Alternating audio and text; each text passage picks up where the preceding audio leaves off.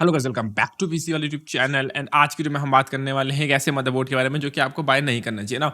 Recently मैंने एक video बनाई थी टॉप 5 B660 मदरबोर्ड्स के अंदर। उसके अंदर मैंने ज़्यादातर बोर्ड जो है वो एसूस एंड MSI के ही रिकमेंड किए थे आपको। मैंने गीगाबाइट के भी रिकमेंड किए थे। मैंने कहा था गीगाबाइट के आप लेना चाहो ले सकते हो, बट उस वक्त पे कुछ बायोस का मुझे कुछ इशू लग रहा था, तो मैंने गीगाबाइट का उस वक्त पे आपको रिकमेंड किया नहीं। बट इन कमेंट सेक्शन जितने भी लोग गीगाबाइट में इंटरेस्टेड थे, मैंने बोला कि ठीक है, you can buy Gigabyte as well.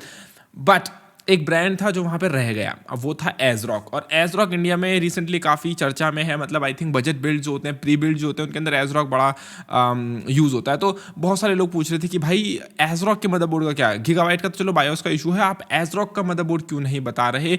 और यहाँ पे जो है वो अब जो है वो सच्चाई सामने अब आपके आएगी, क्योंकि देखो मैंने वो B660 मदरबोर्ड जो टॉप 5 B660 मदरबोर्ड की वीडियो बनाई, उसके अंदर मैंने आपको बेस्ट 5 B660 मदरबोर्ड बताई जो कि आप अपने बजट के अंदर बाय कर सकते हो, जो आपके लिए बेस्ट रहेंगे, जो आपको बेस्ट परफॉर्मेंस देंगे, आपको कोई थ्रॉटलिंग नहीं होगी और आपको फीचर्स भी अच्छे मिलेंगे। ठीक है, लेकिन बहुत सारे लोग डिसअपॉइंटेड थे, क्योंकि जनरली क्या होता है, एज़रॉक के जो मदरबोर्ड होते हैं वो बहुत सस्ते होते हैं। आई मीन कंपेयर टू अगर तुम एसूस या MSI कंपेयर करोगे तो कंपैरेटिवली बहुत सस्ते होते हैं। लेकिन उस सस्ते के पीछे जो रीज़न है कि क्यों सस्ता है, वो अब आपको मैं दिखाने वाला हूँ ना। मेरे पास ऑन हैंड्स जो है वो एज़रॉक के मदरबोर्ड नहीं थे, तो मैं टेस्टिंग करके ये वीडियो नहीं बना सकता था। लेकिन रिसेंटली जो है वो हार्डवेयर अनबॉक्स ने एक वीडियो पोस्ट करी एज़रॉक के इस मदरबोर्ड को लेके, जो कि बहुत ही कंसर्निंग है। अगर आप ओन कर रहे हो या खरीदने का सोच रहे हो एज़रॉक का ये वाला मदरबोर्ड, तो आपको जो है वो बाय नहीं करना चाहिए। पहली बात तो देखो इसमें VRM हीटसिंक नहीं है। और देखो कुछ चीज़ें होती है कि मतलब जो तुम देख के बता सकते हो, ठीक है, लाइक तुम देख के बता सकते हो कि एक लैम्बोर्गिनी जो है वो फास्ट होगी, एक मारुति 800 से, ऑब्वियस सी चीज़ है ना। तुम देख के बता सकते हो उस चीज़ को। लेकिन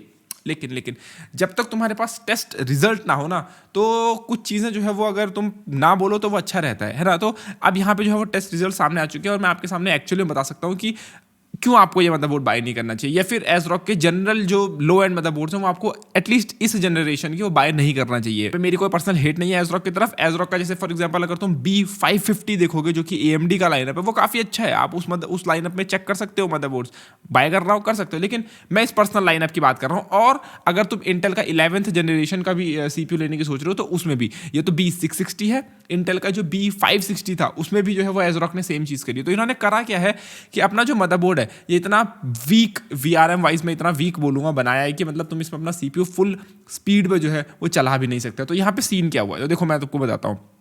ये एक B660 लाइनअप का मदरबोर्ड है। और B660 लाइनअप का मदरबोर्ड वो मदरबोर्ड होता है जो कि मतलब मेजॉरिटी लोग जो 50-60 हज़ार का बिल्ड कर रहे हैं, जो कि जनरल पब्लिक करती है, वो लोग यूज़ करेंगे। अगर तुम बहुत ही लो एंड बिल्ड कर रहे हो तब तुम H610 मदरबोर्ड लोगे, ठीक है, बहुत इससे भी ज़्यादा सस्ता। लेकिन यहाँ पे एक चीज़ सोचने वाली है कि भाई देखो H610 अगर लो एंड है तो मैं B660 को मान रहा हूँ मिड रेंज, और मैं Z690 को मान रहा हूँ हाई एंड। तो ये तीन अपनी कैटेगरीज हो गई। अब मिड रेंज में देखो एज़रॉक ने क्या ब्लंडर किया है कि अगर इनका जो ये मदरबोर्ड है, ये मदरबोर्ड इतना वीक है कि आप इसके अंदर जो है अपने CPU को बूस्ट भी नहीं कर सकते। लेकिन मैं आपको इसका सपोर्ट सेक्शन दिखाता हूँ ना। इशू जो आ रहा है वो यही आ रहा है कि अगर आप इस सपोर्ट सेक्शन में देखो, मैं थोड़ा जूम इन करता हूँ हर किसी के लिए, तो यहाँ पे देखो सपोर्ट इन्होंने दे रखा है कोर i9 का भी सपोर्ट दे रखा है, ठीक है। ये देखो 12900K का सपोर्ट दे रखा है, KF का दे रखा है, 1200F का दे रखा है। तो जितने भी i9 इनका सपोर्ट दे रखा है, ठीक है। और यहाँ पे देखो सबसे ऊपर जो दो CPUs है, इनकी पावर लिमिट लिखी है 125 वॉट, ठीक है, कि मतलब ये मदरबोर्ड इन CPUs को 125 वॉट्स तक चला सकता है, जो कि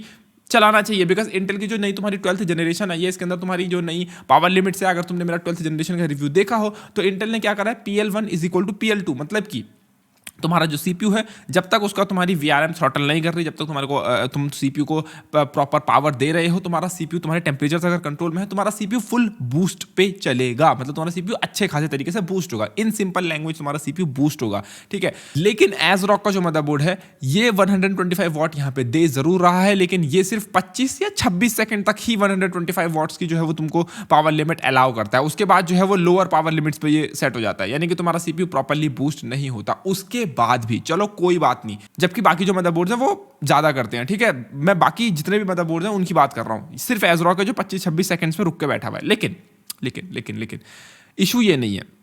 इशू ये है कि चलो ठीक है, हमने एक पल के लिए तुम्हें बोल दिया कि तुम 25-26 सेकंड तक कर भी रहे हो अलाउ, कोई इशू की बात नहीं, करो 25-26, तुम्हारा मदरबोर्ड वीक है, 25-26 सेकंड तक करो। लेकिन उस 25-26 सेकंड तक करने में भी जो तुम्हारी VRM है वो इतनी ओवर हीट हो जाती है कि तुम्हारे जो है वो टेम्परेचर्स इतने ज़्यादा बढ़ जाते हैं उसके, कि तुम्हारा जो CPU है वो अपनी बेस फ्रीक्वेंसी पे भी नहीं चलता, ठीक है। जो तुम्हारा 12900 की है, इसकी बेस फ्रीक्वेंसी है 3.2 गीगाहर्ट्ज, ठीक है। यानी कि तुम ऑल कोर लोड पे अगर चला रहे हो और तुम्हारी जो एटलीस्ट बेस फ्रीक्वेंसी है वो सीपीयू की, वो एटलीस्ट 3.2 गीगाहर्ट्ज तो चलेगी ही चलेगी। बूस्ट फ्रीक्वेंसी तो 5 गीगाहर्ट्ज पार है ना, तो उसकी तो हम बात ही नहीं कर रहे। 5 गीगाहर्ट्ज छोड़ दो, 3.2 गीगाहर्ट्ज जो बेस क्लॉक है वो तक मेंटेन नहीं हो रही इस मदरबोर्ड में। तो यहाँ पे देखो, अगर तुम अपनी स्क्रीन पे दिख रहा हो तो यहाँ पे देखो चार्ट है, ठीक है। ये मेरी टेस्टिंग नहीं है, हार्डवेयर बॉक्स की टेस्टिंग है। 21 डिग्री उनका रूम टेम्परेचर है। और यहाँ पे देखो सबसे नीचे पे तुम देखोगे तो एज़रॉक का जो B660M है वो देखो 65 वॉट पे जो है, 65 वॉट पे बोल रहा हूँ मैं, अभी तो मैं 125 वॉट पे बोल ही नहीं रहा हूँ। 65 वॉट पे जो है वो तुम्हारा देखो टेम्परेचर 104 डिग्री पार जा रहे हैं। और सीपीयू की जो एवरेज क्लॉक स्पीड है वो देखो 2.4 गीगाहर्ट्ज है। 3.2 गीगाहर्ट्ज जो कि बेस क्लॉक है वो भी नहीं है, 2.4 गीगाहर्ट्ज। लाइक कितना ज़्यादा लो जो है वो ये सीपीयू को क्लॉक कर रहा है, ठीक है। ये तुम खुद नोटिस कर सकते हो कि एक मदरबोर्ड किस तरीके से तुम्हारे सीपीयू की परफॉर्मेंस को रोक सकता है अगर तुम एक अच्छा मदरबोर्ड ना लो। अगर तुम इसको और ज़्यादा पावर लिमिट पे चलाओगे 95 वॉट की, तो यहाँ पे देखो तुम्हारी सीपीयू की क्लॉक स्पीड बेयरली थोड़ी सी बढ़ी है और टेम्परेचर भी तुम्हारे देखो ओवरहीट हो रहे हैं, तो पावर लिमिट बढ़ा के भी तुम्हें कुछ फीचर मिल नहीं रहे, ठीक है। और 125 वॉट तो मैंने तुम्हें बोला कि ये अलाउ करता ही नहीं है ये मदरबोर्ड, ठीक है। जबकि MSI का जो मदरबोर्ड है, जो कि मैंने तुम्हें रिकमेंड भी करा होगा MSI का, और एक सोयो करके कोई बोर्ड इन्होंने टेस्ट करा है, जो कि आई डोंट थिंक ये ब्रांड सोयो जो है वो इंडिया में मिलता है। और मैं सोच रहा हूँ कि ये सोयो जो ब्रांड है ये बायोस्टार जैसा ब्रांड होगा, बट स्टिल सोयो जैसा ब्रांड जिसका कि तुमने नाम भी नहीं सुना होगा, वो तक जो है वो अच्छे खासे टेम्परेचर्स दे रहा है। लाइक वो 3.8 गीगाहर्ट्ज तक बूस्ट कर रहा है और एज़रॉक का मदरबोर्ड सिर्फ 2.4 गीगाहर्ट्ज तक बूस्ट कर रहा है। और ये जो सारी टेस्टिंग करी है हार्डवेयर अनबॉक्स ने, ये सारी की सारी करी है 21 डिग्री रूम टेम्परेचर में।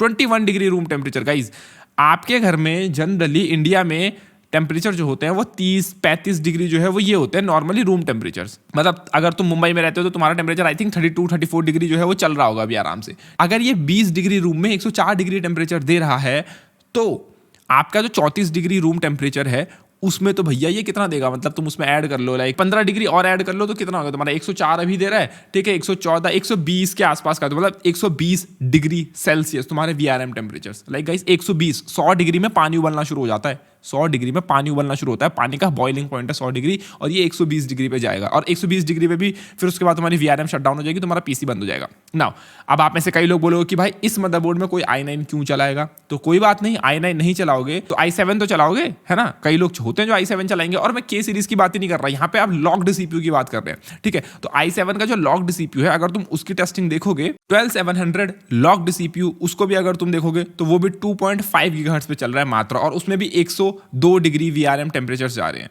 ठीक है। अगर तुम 95 वॉट की TDP पे चलाओगे और अगर तुम 65 वॉट में चलाओगे, i7 को तुम 65 वॉट में चलाओगे तो तुम 2.6 गीगाहर्ट्ज पे जा रहे हो, और उसमें भी तुम्हारे टेम्परेचर 98 डिग्री सी, जो कि लगभग तुम 100 ही मान लो, 98 2 डिग्री का अंतर है इसमें और 100 में, तो उतने जा रहे हैं इस मदरबोर्ड में, ठीक है, एक i7 में, ठीक है। और अगर तुम बोलते हो कि ठीक है इसमें कोई i7 भी क्यों चलाएगा, तो भाई बहुत सारे लोग होते हैं जो चलाते हैं, चलो कोई बात नहीं, i7 नहीं तुम i5 चलाओगे, और मैंने जैसे कि तुम्हें बोला तुम्हारा एम्बियंट टेम्परेचर हाई रहने वाला है। तुम 20 डिग्री रूम में नहीं रहते हो, अगर अनलेस तुम्हारे घर में AC है, और अगर तुम AC अफोर्ड कर सकते हो तो तुम्हें मैं बोलता हूँ कि तुम ये मदरबोर्ड नहीं लोगे, तुम इससे अच्छा मदरबोर्ड लोगे अगर तुम्हारे रूम में AC लगा हुआ है तो। बट इन जनरल जिनके घर में AC नहीं लगा हुआ है, अगर वो इसके अंदर i5 भी लगाते हैं और तुम्हारा एम्बियंट ज़्यादा है, तो तुम्हारा i5 भी ढंग से नहीं चलने वाला। हार्डवेयर अनबॉक्स ने जो टेस्टिंग करी है उन्होंने अच्छा खासा केस इसके अंदर यूज़ करा है, कॉर्सर का 7000 XRGB जो कि मैं यूज़ करता हूँ, 25,000 का केस है वो, 25,000 का कैबिनेट है, 140 mm के 3 पंखे उसमें आगे लगे हुए हैं, साइड में पंखे हैं, पीछे पंखे हैं, टॉप में पंखे हैं, तब जाके इतना एयर फ्लो होने के बाद भी ये जो है ये मदरबोर्ड जो है वो थ्रॉटल कर रहा है। तुम्हारे पास होगा कोई बेसिक सा केस, अगर तुम इसमें बिल्ड कर रहे हो इस मदरबोर्ड को लेकर, तो तुम्हारे केस में मुझे लगता है जनरली 3 पंखे मुश्किल से फ्रंट में होंगे और एक एग्जॉस्ट में होगा, टॉप में शायद होगा भी नहीं, ठीक है। बहुत सारे लोग ऐसे कैबिनेट लेंगे जिनके अंदर 2 पंखे आते हैं पहले से लगे हुए, वो बाद में पंखे ऐड करते हैं, है ना। तो ऐसे केस के अंदर तुम सोचोगे कि और टेम्परेचर्स बढ़ेंगे, तो तुम्हें क्या लगता है कि उस कंडीशन में तुम्हारा CPU जो एक बेसिक i5 भी है वो क्या इसमें थ्रॉटल नहीं करेगा? डेफिनेटली करेगा। और यही चीज़ें हैं जो कि तुम्हें जो है वो एक तरीके से मतलब मैं बोलूँगा रोकती है। और देखो जनरली सीन क्या होता है ना कि लोग मदरबोर्ड एक बार ही लेते हैं और उसके बाद जो है वो अपग्रेड करते हैं जनरेशन में। मान लो तुमने इसके अंदर अभी एक i5 लगाया, फ्यूचर में तुम्हें ज़्यादा जरूरत पड़ेगी तुम एक i7 लगाओगे। अगर तुम्हें एक i7 इस CPU में तुम इस मदरबोर्ड में अगर तुम एक i7 लगाते हो और वो थ्रॉटल करता है, तो फायदा क्या हुआ तुम्हारे अपग्रेड का, जब तुम्हें मदरबोर्ड ही बदलना पड़ रहा है। एंड जस्ट थोड़े से पैसे देके फिर सिमिलर प्राइस में तुम्हें MSI के बोर्ड मिल जाएंगे या ASUS के बोर्ड मिल जाएंगे या गीगाबाइट के भी बोर्ड मिल जाएंगे जो इससे अच्छा तुम्हें परफॉर्म करके दे देंगे, ठीक है। तो ये एक मेजर कंसर्न रहता है, इसीलिए मैं जनरली रिकमेंड करता हूँ कि मदरबोर्ड ऐसा लो ही मत जिसमें VRM हीट सिंक ना हो, क्योंकि ये पहला साइन होता है चीप मदरबोर्ड का। और दूसरी चीज़ ये कि ये एज़रॉक का पहला अटेम्प्ट नहीं है जो कि एज़रॉक ऐसा कर रहा है, नहीं। इंटेल की जो 11th जनरेशन के मदरबोर्ड है B560 मदरबोर्ड, उनके अंदर भी सेम करा था। उनके अंदर तो भैया मतलब इससे भी ज़्यादा जो है वो बुरे हाल थे। तो एज़रॉक का ये फर्स्ट टाइम नहीं है जो ऐसा एज़रॉक ऐसा कर रहा है। इवन इनके Z590 या Z690 दोनों में से किसी एक मदरबोर्ड में, Z590 I think 11th generation के जो Z सीरीज़ के मदरबोर्ड से, उनके अंदर भी जो है वो Z सीरीज़ के जो कि एक्सपेंसिव मदरबोर्ड होते हैं, उनके अंदर भी काफ़ी जो है वो इशूज़ थे और एज़रॉक ने उनके अंदर पंखे लगा के दे रखे थे VRM में। तो काइंड ऑफ एज़रॉक जो है वो मुझे नहीं पता क्या कर रहा है ना। प्रॉब्लम और ज़्यादा तब बढ़ जाती है जब एज़रॉक अपनी साइट पे जो है फॉल्स मार्केटिंग कर रहा है। लाइक फॉर एग्जांपल तुम यहाँ पे देखोगे तो i9 जो है वो 125 वॉट पे जो है वो इन्होंने रेट कर रखा है, जो कि मुझे लगता है कि इन्होंने 125 वॉट देना ही नहीं चाहिए था। मैं तो बोलता हूँ इनको जो है वो i9 एंड i7 को जो है वो इस लिस्ट से हटा देना चाहिए था, दिखाना ही नहीं चाहिए था कि हम लोग जो है वो i9 या i7 को रिकमेंड करते हैं इस मदरबोर्ड में। ठीक है, ये काइंड ऑफ एज़रॉक को सबसे पहला स्टेप तो ये करना चाहिए था। दूसरी चीज़ कि भाई देखो, अगर तुम कर भी रहे हो मेंशन तो एटलीस्ट पावर लिमिट्स जो हैं वो क्या बोलते हैं लो मेंशन करनी चाहिए थी। यहाँ पे एज़रॉक ने लिखा ज़रूर है, for cooling the CPU and its surrounding components please install a CPU cooler with top down blowing design. ठीक है, मतलब एज़रॉक ये बोल रहा है कि तुम अगर इस मदरबोर्ड को यूज़ कर रहे हो तो ऐसा कूलर लगाओ जो कि नीचे को हवा फेंकता है। लाइक काइंड ऑफ AMD का स्टॉक कूलर हो गया, इंटेल का स्टॉक कूलर हो गया, उस टाइप के जो कूलर होते हैं ना उनको इसमें लगाओ। क्यों? क्योंकि वो नीचे को हवा फेंकते हैं। लाइक फॉर एग्जांपल अगर तुम्हारा मदरबोर्ड ये है तो वो हवा कुछ ऐसे में फेंकेंगे, लाइक इस डायरेक्शन में। क्योंकि जो तुम्हारे टावर कूलर होते हैं, जो तुम नॉर्मल एयर कूलर यूज़ करते हो, वो तो पीछे को फेंकते हैं ना, तुम्हारे कैबिनेट का जो पीछे वाला फैन होता है उसकी तरफ को। लेकिन जो स्टॉक कूलर होते हैं वो नीचे को फेंकते हैं, तो नीचे से जो हवा जाएगी वो VRM पे भी जाएगी, है ना, नीचे फैल के, तो VRM कूल होगी काइंड ऑफ। तो इसलिए ये लोग ये रिकमेंड कर रहे हैं। ठीक है, और उसके आगे लिखा है CPU performance may be limited due to power phase design. ठीक है, तो एटलीस्ट इन्होंने यहाँ पे एस्टरिस्क दे के मैंशन करा है, बट स्टिल ये सही नहीं है। और इतना ऐसा मदरबोर्ड यार, कम ऑन यार, बहुत सारे लोग जो हैं वो 12th generation base PC build कर रहे हैं, और ऐसा मदरबोर्ड जो कि तुम्हारे i5 तक को हैंडल ना कर पाए, i7 को, लॉक्ड i7 को हैंडल ना कर पाए B660 में। मैं यहाँ पे H610 की बात ही नहीं कर रहा, H610 हो गया ज़्यादा लो एंड, लेकिन मैं B660 में बात कर रहा हूँ। तो ये काइंड ऑफ एक कंसर्निंग चीज़ है और एज़रॉक को जो है वो इंप्रूवमेंट करना चाहिए। मे बी इस मदरबोर्ड का कोई V2 वर्जन 2 या कुछ लाना चाहिए, या फिर एटलीस्ट अगर तुम्हें यही मदरबोर्ड देना तो एटलीस्ट इसके ऊपर एक बेसिक सी VRM हीटसिंक दे दो, ताकि अगर वो थ्रॉटल कर भी रहा है तो एटलीस्ट थोड़े टाइम बाद थ्रॉटल करे। ठीक है, तो ये था मेरा पॉइंट, मेरा कंसर्न जो कि था, और इसीलिए मैंने जो अपनी वो जो B660 वाली टॉप 5 है उसके अंदर मैंने एज़रॉक के जनरली बोर्ड जो है वो रिकमेंड नहीं करे, बिकॉज ये सब चीज़ों की वजह से। ठीक है, तो उम्मीद है यार तुमको वीडियो पसंद आएगी, तो प्लीज़ वीडियो को लाइक शेयर एंड चैनल को सब्सक्राइब करना। धन्यवाद, टेक केयर गाइस।